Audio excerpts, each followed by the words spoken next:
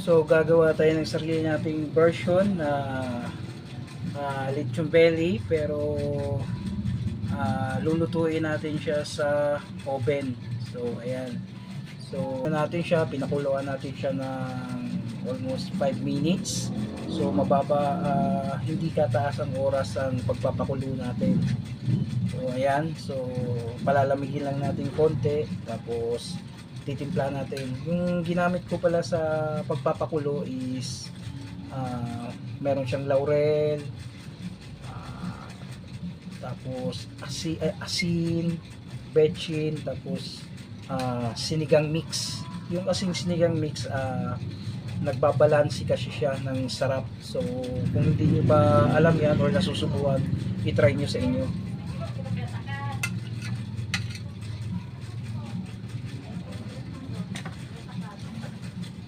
Ayan o.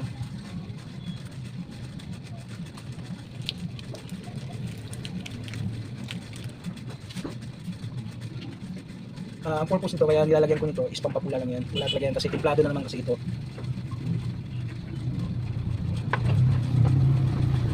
Toyo.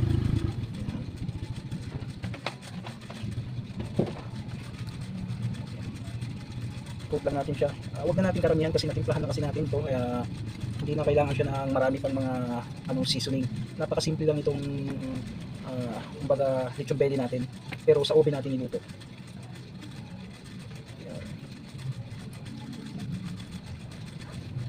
Nagdagan pa natin kaunti.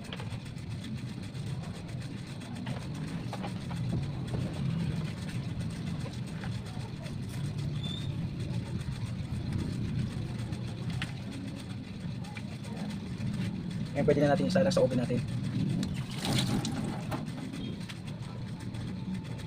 So ngayon nagpi-preheat na tayo sa oven natin.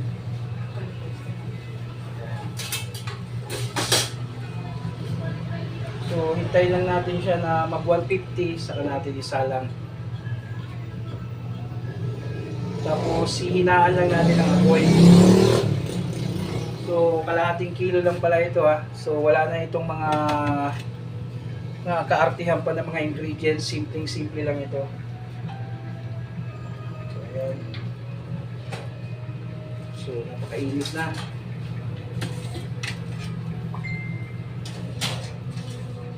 Siyempre ilalagay natin siya sa itaas.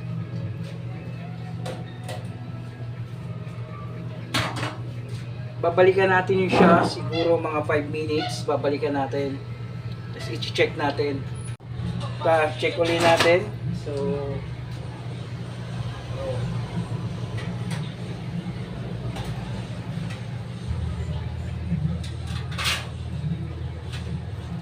medyo pula-pula na.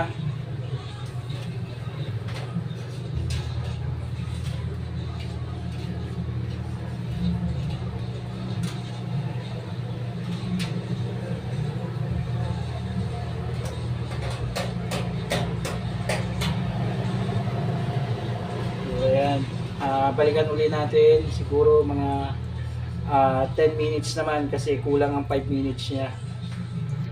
Ayan ang lechong kawali natin na kinuha natin sa oven natin. Yan. So mamula-mula na. So sakto na yan. So bali kulang-kulang 1 oras yung kalahating kilo. So hihiwain na natin to.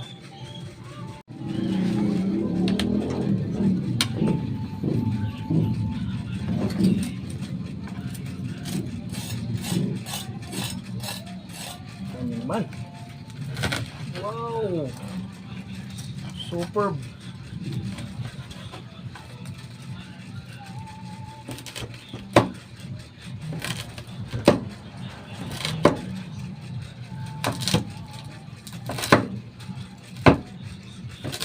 Kanya naman kung gaano kalutong. So ano gustong, di ba?